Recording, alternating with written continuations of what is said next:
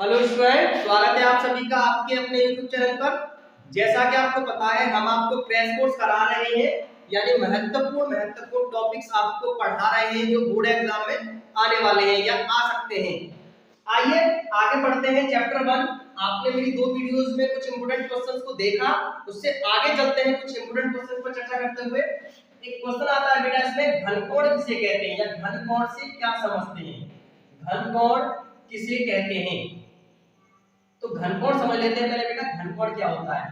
समतल कोण तो आप जानते होंगे, समतल कोण क्या है। बात है घनकोण। घनकोण किसे कहते हैं? तो बेटा ये कोई गोला है, गोले के केंद्र पर जो कोण अंतरित होता है वो घनकोण होता है, स्फीयर। अब देखो यहाँ पर कोई एक गोलीय क्षेत्रफल है, ये कोई गोलीय क्षेत्रफल है, इस पूरे का एरिया ए है, पूरे का एरिया ए है। अगर इसका मैं छोटा सा एरिया डी ले लूं, इस पूरे गोले का छोटा सा एरिया डी ले लूं, तो ये जो है ये इसके केंद्र पर जितना कोण अंतरित करेगा उसे घनकोण कहेंगे, और इसे ओमेगा से प्रदर्शित करते हैं। ये छोटा एरिया लिया है तो ये छोटा कोण बन रहा है यहाँ पे, ठीक है। इसका सेंटर O मान लिया मैंने यहाँ पे, और त्रिज्या इसकी R ले ली। तो परिभाषा क्या आएगी घनकोण की? छोटी सी परिभाषा है, किसी गोलीय क्षेत्रफल द्वारा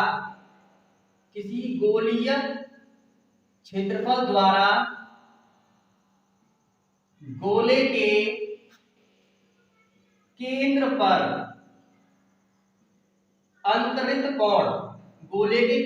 अंतरित कोण घनकोण कहलाता है। इसे ओमेगा से प्रदर्शित करते हैं या व्यक्त करते हैं, अब देखिए बेटा, यहां पर छोटा सा एरिया डी एरिया है जो गोले के केंद्र पर डी ओमेगा कोण बना रहा है। तो यहां पर डी ओमेगा बराबर क्या आएगा? डी ओमेगा बराबर आएगा डी ए बटे आर स्क्वायर। ये इसका फॉर्मूला होता है। मात्रक क्या होगा इसका? सही, बिल्कुल, घनकोण का मात्रक आप जानते हैं, इसका मात्रक होता है स्टेरेडियन, क्योंकि कोण का मात्रक रेडियन होता है, इसलिए घनकोण का मात्रक होता है स्टेरेडियन। एक स्टेरेडियन की परिभाषा पूछ लेता है कभी, आप यहाँ पर देख सकते हैं कि एक स्टेरेडियन परिभाषा, यानी कि जो त्रिज्या है r, यानी r का वर्ग dA के बराबर हो जाए तो d ओमेगा बराबर 1 हो जाएगा, ठीक है। तो यहाँ से आप एक स्टेरेडियन की परिभाषा निकाल सकते हैं। अब ये तो था छोटा, थोड़ा इससे आगे थोड़ा सा और समझ लेते हैं। देखो, जो क्षेत्रफल होता है वो सदिश राशि होती है भौतिक विज्ञान में। क्षेत्रफल वेक्टर आपने टॉपिक पढ़ा होगा, इंपोर्टेंट है थोड़ा सा, वो मैंने बताया नहीं आपको, लेकिन आप जानते होंगे कि क्षेत्रफल जो है फिजिक्स में सदिश राशि मानी जाती है और उसकी एक दिशा होती है। अब ध्यान दीजिए, यदि जो एरिया है वो इस एंगल पे हो गोले के केंद्र से, और हमें क्या लेना होता है? हमें लेना होता है इससे अक्ष में सीधा, यानी हमें लेना होगा यहाँ पर। अब इस वक्त देखिएगा बेटा, इस वाले एरिया की जो दिशा होगी वो इस दिशा में होगी, इसका जो एकांक वेक्टर होगा वो इस दिशा में होगा, और मुझे क्या चाहिए? मुझे चाहिए ये इस दिशा में। तो जब मैं इसके कंपोनेंट तोड़ूंगा, ये थीटा एंगल बना रहा है इससे, तो जब इसके मैं कंपोनेंट तोड़ूंगा तो ये आपका इधर dA cos थीटा आएगा और ये नीचे की तरफ आ जाएगा, और ये मुझे लेना होता है, इस दिशा में मुझे लेना होता है सेंटर की केंद्र की अक्ष की दिशा में इधर देना होता है। तो ये dA cos थीटा लिया जाएगा इसके लिए, इस एरिया के, यानी मैं कहना चाह रहा हूं आपका कि गोले पर जो क्षेत्रफल लिया है वो थोड़ा सा झुका हुआ हो, जिसकी दिशा ऐसे करके हो, तो घनकोण कितना होगा? तो ये d ओमेगा कितना होगा? वो प्यारे बच्चों d ओमेगा जो हो जाएगा वो हो जाएगा dA cos थीटा बटे r स्क्वायर। ये कब होगा? जब जो क्षेत्रफल है वो क्षेत्रफल किसी थीटा एंगल पर झुका हुआ हो, तब आपका dA cos थीटा सामने आ जाएगा। ये dA cos थीटा बनाने से गॉस की प्रमेय में यूज हो जाता है, प्रयोग होता है, इसलिए मैंने आपको बता दिया। अच्छा, आगे ये जो संपूर्ण घनकोण होता है, संपूर्ण घनकोण जो होता है वो आपका जो ओमेगा होता है बेटा, वो 4 पाई के बराबर होता है। संपूर्ण घनकोण 4 पाई के बराबर होता है। तो ये छोटी बातें तो पता होनी चाहिए जो कि आगे यूज होती हैं। तो ये बेटा घनकोण था, घनकोण की परिभाषा कभी पूछता नहीं है, लेकिन किंतु ये जो है ये गॉस की प्रमेय में यूज होता है और इसलिए बता देता हूँ। गॉस की प्रमेय बहुत ज्यादा इंपॉर्टेंट है। आगे मैं आपको वैद्युत फ्लक्स के बारे में बताता हूँ बेटा, देख लीजिएगा, स्क्रीनशॉट ले लीजिएगा। अब मैं आपको बताता हूँ वैद्युत फ्लक्स के बारे में, क्योंकि गॉस की प्रमेय और उससे आगे आगे बढ़ोगे तो वहां वैद्युत फ्लक्स बहुत ज्यादा यूज होगा। वैद्युत फ्लक्स क्या होता है वो आप समझिए बेटा। वैद्युत फ्लक्स इंपॉर्टेंट क्वेश्चन है, इसका मात्रक और विभव पूछता है कभी कभी। वैद्युत फ्लक्स, वैद्युत फ्लक्स किसे कहते हैं, किसे कहते हैं, ये क्वेश्चन पेपर में आता है और इसका मात्रक और विभव पूछा जाता है, या मल्टीपल चॉइस क्वेश्चन में इसका मात्रक या विभव पूछ लेता है। तो वैद्युत फ्लक्स किसे कहते हैं, इसके मात्रक और विभव लिखिए, इसके मात्रक व विभव बताइए। ये क्वेश्चन आपका पेपर में देखने को मिल जाता है 1 नंबर में। तो बेटा इसको समझिएगा थोड़ा सा, ये कोई एरिया है, ये कोई तल है, ठीक है बेटा, ये कोई तल है और इस तल से वैद्युत क्षेत्र अभिलंबवत गुजर रहा है। वैद्युत क्षेत्र इस तल से अभिलंबवत गुजर रहा है। ये आपका वैद्युत क्षेत्र ई है जो इस तल से, इस एरिया से लंबवत गुजर रहा है, ऐसे नीचे से, ठीक है बेटा, ध्यान दीजिए। ये इस प्रकार से नीचे से लंबवत निकल रहा है वैद्युत क्षेत्र। तो वैद्युत फ्लक्स की परिभाषा क्या आएगी, परिभाषा बेटा इस सूत्र से बनती है, फाई ई बराबर जो होता है वो ई इंटू ए होता है, ई इंटू ए। अब बेटा यहां से परिभाषा याद करो, किसी तल से, यहां लिख देता हूं परिभाषा, किसी तल से अभिलंबवत, अभिलंबवत गुजरने वाला वैद्युत क्षेत्र, वैद्युत क्षेत्र ई तथा उस तल के क्षेत्रफल, उस तल के क्षेत्रफल के गुणनफल को, के गुणनफल को उस तल से बद्ध, उस तल से बद्ध, बद्ध का मतलब होता है बेटा रिलेटेड, संबंधित, यानी उस तल से संबंधित, उस तल से बद्ध वैद्युत फ्लक्स कहते हैं, वैद्युत फ्लक्स कहते हैं। इसलिए फाई ई से व्यक्त करते हैं, फाई ई से व्यक्त करते हैं। तो देखिए बेटा बहुत सिंपल सी परिभाषा है, किसी तल से अभिलंबवत गुजरने वाला वैद्युत क्षेत्र और उस तल के क्षेत्रफल, ये वैद्युत क्षेत्र ई गुजर रहा है इससे अभिलंबवत और ये इसका एरिया तल का, तो इस तल का एरिया और वैद्युत क्षेत्र दोनों के गुणनफल को हम क्या बोलते हैं, वैद्युत फ्लक्स कहते हैं। या हम सिंपल सी कह सकते हैं वैद्युत क्षेत्र जो रेखाएं होती है, वैद्युत क्षेत्र रेखाएं जो है इन्हीं की संख्याओं को हम वैद्युत फ्लक्स कहते हैं। ऐसे आपको चुंबक वाले पार्ट में देखने को मिलेगा चुंबकीय फ्लक्स रेखा, चुंबकीय रेखाओं की संख्या को चुंबकीय फ्लक्स कहते हैं। इसी तल से जितनी ये वैद्युत रेखाएं गुजर रही हैं इनकी संख्याओं को भी हम वैद्युत फ्लक्स कहते हैं। किसी बुक में परिभाषा देखने को मिल जाती है। तो प्यारे बच्चों वैद्युत फ्लक्स का होता है, समझ में आया। अब बेटा इसका मात्रक क्या होगा, पहले मात्रक निकाल लेते हैं। मात्रक क्या होगा इसका, मात्रक देखिएगा, मात्रक होगा ई का मात्रक और ए का मात्रक। ई का मात्रक क्या होता है, आपने पढ़ा था न्यूटन बटे कूलम, ई बराबर एफ अपॉन क्यू था, न्यूटन बटे कूलम इनटू इसका मात्रक मीटर स्क्वायर, एरिया का मात्रक मीटर स्क्वायर। तो इसका मात्रक जो बनेगा वो बनेगा न्यूटन मीटर स्क्वायर प्रति कूलम, ये इसका मात्रक बनेगा। और विमा क्या बनेगी इसकी, विमा इसकी बनेगी बेटा जो वैद्युत क्षेत्र ई की विमा थी, आपको पता होगा ई की विमा m है t-3 a-1, ये मैंने आपको बताई थी। और साथ में एरिया भी है तो इस l का हो जाएगा, साथ में एक विमा l हो जाएगी। तो यहां से इसकी विमा क्या बन जाएगी, अब इसकी विमा सिंपल सी बन जाएगी ml3 t-3 a-1, ये आपकी विमा हो गई, इसकी विमा वैद्युत फ्लक्स की विमा।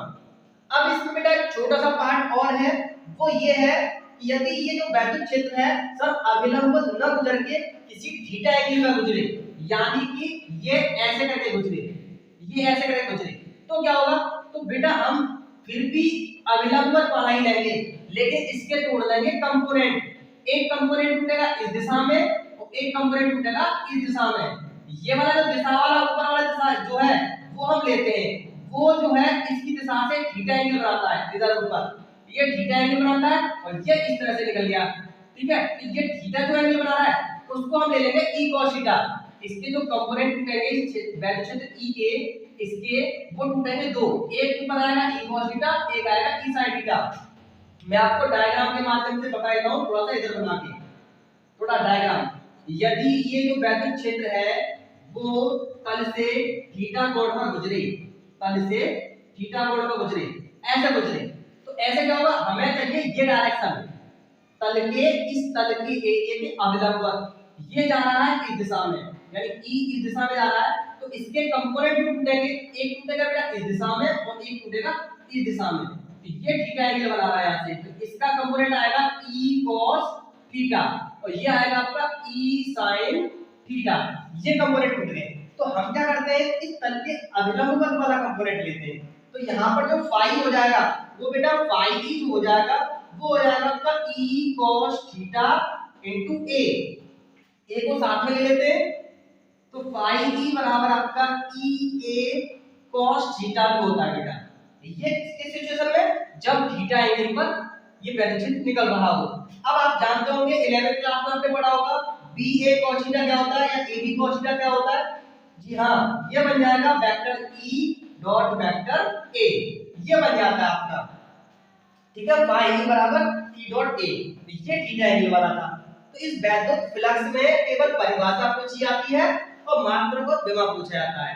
मात्रक और विमा इसका मल्टीपल चॉइस क्वेश्चंस में देखने को मिल जाता है। तो मेरे हिसाब से आपको वैद्युत फ्लक्स क्लियर हो गया होगा, वैद्युत फ्लक्स अच्छे से क्लियर हो गया होगा, ये वाला भी क्लियर हो गया होगा और ये वाला टॉपिक भी क्लियर हो गया होगा। मैं आपको यहाँ पर केवल रिवीजन करा रहा हूँ इस बैच में, यानी इस वीडियो में आपको मैं रिवीजन करा रहा हूँ, आपको वैसे एक साथ लेके नहीं चल रहा हूँ। आगे जब हमारी क्लास चलेगी पर्टिकुलर तो मैं आपको पूरा कोर्स एक तरफ से कराऊंगा इस अपने चैनल पर नए सेशन के लिए। अभी फिलहाल बोर्ड एग्जाम आने वाले हैं तो आपका हम केवल और केवल रिवीजन करवा रहे हैं, और आपको जिस टॉपिक का इस चैप्टर में रिवीजन करना है, जो टॉपिक आपको कमजोर लगता है कि सर चैप्टर 1 में मुझे ये टॉपिक कमजोर है, आप उसको हमें कमेंट करके बता दीजिएगा, हम उसकी एक पर्टिकुलर वीडियो बना के जरूर प्रोवाइड कराएंगे आपको, ठीक है। वीडियो को लाइक भी किया करो और कमेंट जरूर किया करो। आगे चलते हैं बेटा हम गॉस की प्रमेय पर। वैद्युत फ्लक्स टॉपिक समझ में आ गया होगा। इसके बाद आपका मोस्ट इंपोर्टेंट टॉपिक है गॉस की प्रमेय। बहुत ज्यादा पेपर में देखने को मिलती है। गॉस की प्रमेय किसे कहते हैं, इसे सिद्ध कीजिए और समझाइए, पूरा समझाइए, बहुत ज्यादा इंपोर्टेंट है। क्वेश्चन लिखिए तो बेटा, गॉस की प्रमेय लिखिए तथा इसे सिद्ध कीजिए।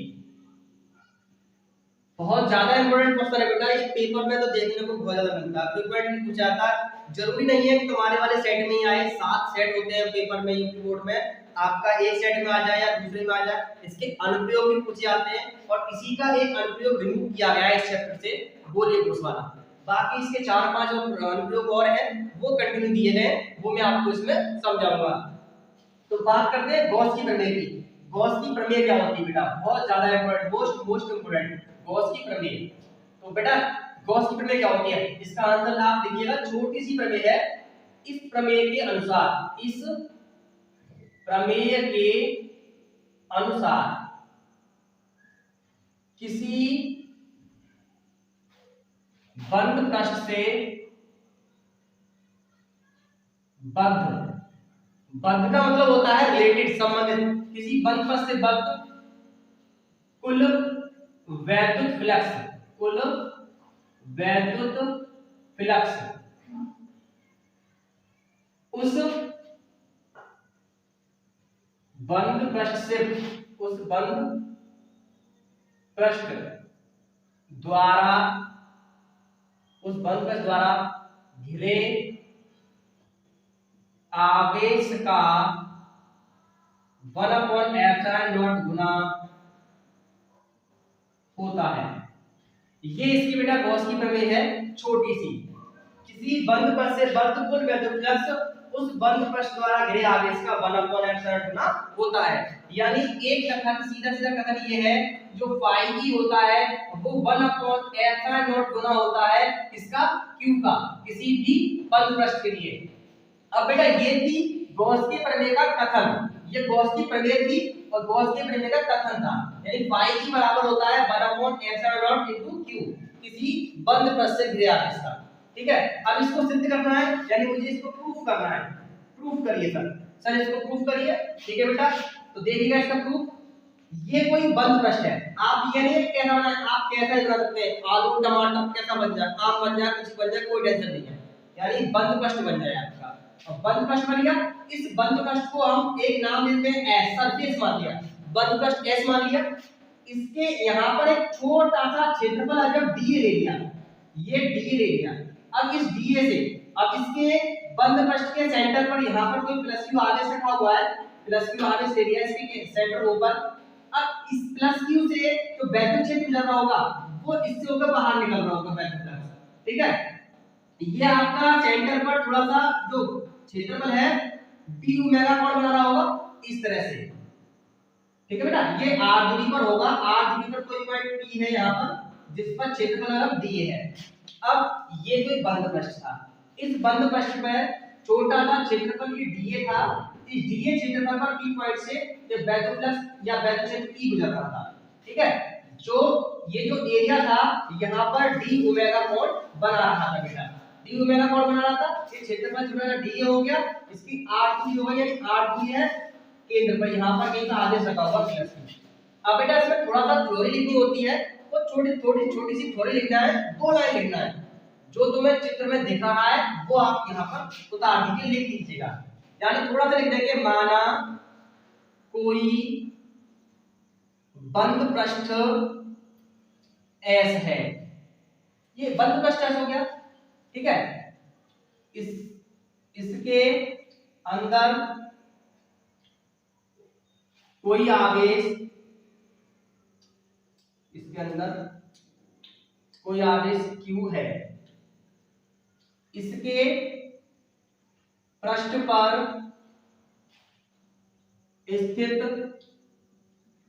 क्षेत्रफल अवयव dA से गुजरने वाला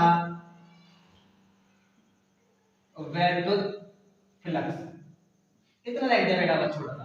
यानी आपको इस डायग्राम के बारे में लिखते हैं, ज्यादा रामायण नहीं है, आप पता चला कि इसमें थ्योरी याद करने के चक्कर में पूरे डेरिवेशन भूल गए, जो तुम्हारे दिमाग में आ रहा है वो लिख दो, जो दिख रहा है तो मैं यहाँ पे बस डायग्राम याद रखो, जो दिख रहा है वो लिख दो, 2 लाइन या 3 लाइन लिख दो, इससे अच्छा रेफरेंस पड़ता है। बस ये नहीं कि डिट्टो जो सर लेकर आया वही लिखना है, नहीं मुझे याद नहीं हो रही है सर की लैंग्वेज, अपना बनाओ, अपना कुछ भी जो दिमाग में आ रहा है वो लिखो। देखो आपको दिख रहा है बंद पृष्ठ एस है, ठीक है, इसके अंदर प्लस क्यू आवेश रखा हुआ है या क्यू आवेश रखा हुआ है, और इसका इस पर एक क्षेत्रफल dA है, उससे वैक्यूम फ्लक्स गुजर रहा है, तो बस लिख दो, ये जो दिख रहा है वो लिख दिया। अब देखिए बेटा वैक्यूम फ्लक्स क्या होता है, फाई E बराबर मैंने बताया था अभी, फाई E बराबर होता है E into dA, vector E into dA। अब जैसे कि तुम्हें पता ही है ये क्षेत्रफल अगर dA होता है और सदिश राशि होती है वेक्टर E into dA।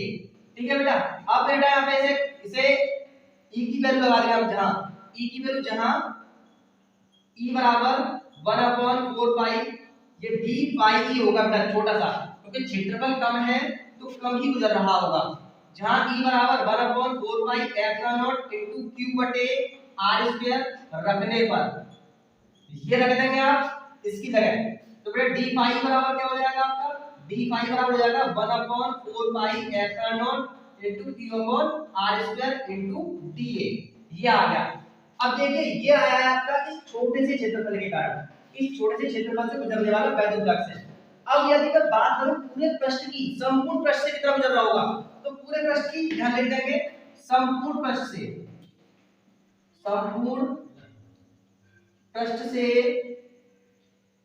गुजरने वाला वैद्युत फ्लक्स वो कितना हो गया प्यारे बच्चों, वो होगा बेटा यहाँ पाई E हो जाएगा, ये पूरा पाई E हो जाएगा, d फाई इसका पाई E हो जाएगा, इसका हो जाएगा समाकलन, समाकलन होता है बेटा इसे जोड़ने के लिए, पूरा सारा जुड़ जाएगा, छोटे छोटे क्षेत्रों पर सारे जुड़ जाएंगे, समाकलन यानी सम मतलब जोड़ना, समाकलन उसी से बना है, सम से बना है, जोड़ने से बना है। अवकलन इसका उल्टा होता है, मैथ वाले छात्र तो चीजें जानते होंगे, लेकिन जिनके पास बायोलॉजी है वो बेटा याद रखें, ये समाकलन का चिन्ह होता है और ये होता है बंद पृष्ठ के लिए, वो जाएगा आपका 1 upon 4 pi epsilon naught into q upon r square into dA। अच्छा यहाँ पे साथ में क्या होता है, ऐसे हम कभी बोल देते हैं d फाई e बराबर e dA cos थीटा हो जाता है साथ में। इसको अगर हम खोल देंगे डॉट को तो cos थीटा जाएगा, यहाँ पर साथ में cos थीटा दिया जाएगा बेटा, e dA cos थीटा, यहाँ भी आपका cos थीटा आ जाएगा साथ में cos थीटा। अब बेटा यहाँ पे जो कांस्टेंट है वो बाहर निकाल लेंगे, थोड़ा सा इसको भी रफ कर देता हूँ, आपको दिखेगा नहीं नीचे, थोड़ा सा इसको रफ कर लेते हैं यहाँ पे, ठीक है। अब ये cos के साथ में आ गया बेटा, ये लाइन लिखना मैं भूल गया था थोड़ा सा, d फाई बराबर e into dA, इसको बोला e dA cos थीटा हो गया, जहां पर e बराबर 1 upon 4 pi epsilon q upon r square रखने पर इसकी वैल्यू होगी, ये बेटा आपका वैद्युत क्षेत्र की तीव्रता है बिंदु आवेश के कारण, वैद्युत क्षेत्र की तीव्रता बिंदु आवेश का, ये e की वैल्यू मैंने यहां पर कर दी, यहां पर करके ये आ गया। अब संपूर्ण पृष्ठ से गुजरने वाला वैद्युत फ्लक्स, इसका समाकलन हो जाएगा और इसका भी समाकलन हो जाएगा, ये d फाई जो है वो फाई ही हो जाएगा, ये integration 1 upon 4 pi epsilon into q upon r square dA cos theta हो जाएगा। यहां से जो कांस्टेंट है वो बाहर आ जाएगा, कांस्टेंट है मतलब नियत है, तो बेटा आपका यहां फाई ही बराबर जो आएगा वो 1 अपॉन 4 पाई एप्सिलॉन नॉट बाहर आ गया और साथ में ये q भी बाहर आ गया, तो केवल क्या बचा आपका dA cos थीटा बटे r स्क्वायर। अब याद कीजिए अभी मैंने आपको घनकोण बताया था, उसमें dA cos थीटा बटे r स्क्वायर क्या था, जहां dA cos थीटा बटे r स्क्वायर बराबर था वो आपका d ओमेगा था। अब ये d ओमेगा यहां पुट कर देंगे तो फाई बराबर क्या मिल जाएगा बेटा आपको, फाई बराबर मिल जाएगा आपको 1 upon 4 pi epsilon into q integration d omega. अब बेटा d ओमेगा का समाकलन हो रहा है, यानी इसका समाकलन हो रहा है, यानी पूरा संपूर्ण कोण बनाया है, संपूर्ण कोण बनाया है, तो जहां ये लिख देंगे आप इंटीग्रेशन d ओमेगा बराबर 4 पाई रखने पर, ये आपका संपूर्ण घनकोण है, ये आपका संपूर्ण घनकोण है, ये आप रख देंगे यहां पर, तो फाई की बराबर हो जाएगा प्यारे बच्चों 1 upon 4 pi epsilon naught into q into 4 पाई, यहां से बेटा 4 पाई से ये 4 पाई कट जाएगा, तो आपके पास क्या बचेगा, आपके पास बचेगा प्यारे बच्चों phi e is equal to 1 upon epsilon naught into q, ये आपका बचेगा, और यही क्या है आपके बेटा गॉस की प्रमेय। तो बहुत ही सिंपल है गॉस की प्रमेय, और इससे बच्चों को डर बहुत लगता है कि गॉस की प्रमेय बहुत हार्ड होगी, नहीं बेटा बहुत ही सिंपल है, आप लोग इसको एक बार में ही समझ सकते हैं। हम आपको यहाँ पर क्रैश कोर्स करा रहे हैं और जो इंपोर्टेंट क्वेश्चंस हैं उनको केवल समझा रहे हैं, ठीक है बेटा, उनको समझो, इजी लैंग्वेज में समझो और अच्छे मार्क्स प्राप्त करो। फिर से देख लीजिएगा गॉस की प्रमेय को, अगली वीडियो में मैं आपको इसके अनुप्रयोग कराऊंगा, यानी गॉस की प्रमेय के यूज करके, गॉस की प्रमेय को प्रयोग करके जो क्वेश्चंस आते हैं वो मैं आपको अगली वीडियो में कराऊंगा। अभी फिलहाल इसको गॉस की प्रमेय को समझिए। गॉस की प्रमेय क्या होती है, किसी बंद पथ से बद्ध कुल वैद्युत फ्लक्स या गुजरने वाला वैद्युत फ्लक्स उस बंद पथ द्वारा घिरे आवेश का 1 अपॉन एप्सिलॉन गुना होता है, यानी फाई जो होता है वो 1 अपॉन एप्सिलॉन इनटू q होता है। अब बेटा इसको प्रूफ करना होता है, प्रूफ करने के लिए मैंने ये ले लिया कोई बंद पथ ले लिया s, अब माना कोई बंद पथ s है, इसके अंदर कोई आवेश q है, इसके पृष्ठ पर स्थित क्षेत्रफल है dA से गुजरने वाला फ्लक्स।